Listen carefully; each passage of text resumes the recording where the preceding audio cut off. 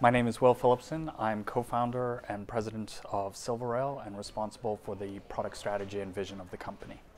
I also work extensively with the business development teams, helping explain what our product is and what the benefits are to the marketplace, to our customers and suppliers and prospects.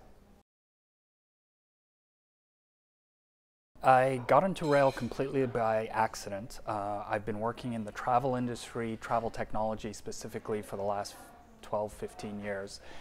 And after a series of companies, got kind of bored with the complexity and the functionality in the airline industry and the leisure packaging industry, and found rail by accident. A friend was in the industry and I did some consulting there. And while looking at it, noticed that none of the infrastructure that exists in the rest of the travel industry was there. So I thought that might be an interesting challenge and started to get involved in figuring out what was needed to be done to solve the problems in the industry. My favorite job before SilverRail was probably at a company working, we got to work with Disney for a little while. Providing the Disney Vacations unit with the information systems, the IT systems to run their business. And while that was somewhat interesting, what was really quite fascinating was going to visit Disney and getting the inside scoop and seeing behind the scenes of how Disney actually runs their operation. And it's actually one of the most enduring concepts that I've taken away with me, is that any technology sufficiently advanced appears to a lesser culture as magic. And what I really love about Disney is the effort that they put into everything, all the finest little details that go into making an amazing seamless experience for the customer. And that's something I've embedded in my philosophy on how I approach technology. We want things to be so amazingly meticulous and encompassing so that it just works for the end customer.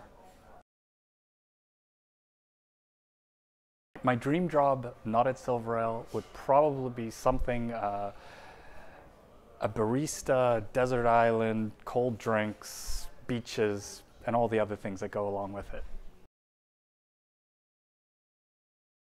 My last holiday was in Aruba with the family. Beautiful location south of the Caribbean, outside of the hurricane belt, with beaches and tiki huts and all the rest. We were actually planning to go back to the Turks and Caicos this year for a holiday, but have canceled that and changed plans as we're moving our location from Boston to London, and so looking for something more European. My son is actually advocating south of Greece on one of the islands, so we're looking at that. If I were organizing a dinner party, I think I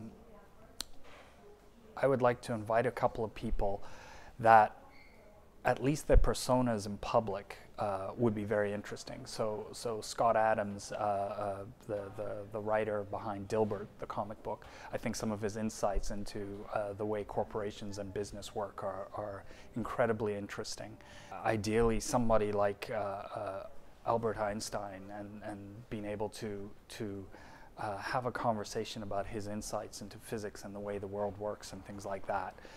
Again, absolutely interesting, at least to me. I'll probably bore everyone else to tears.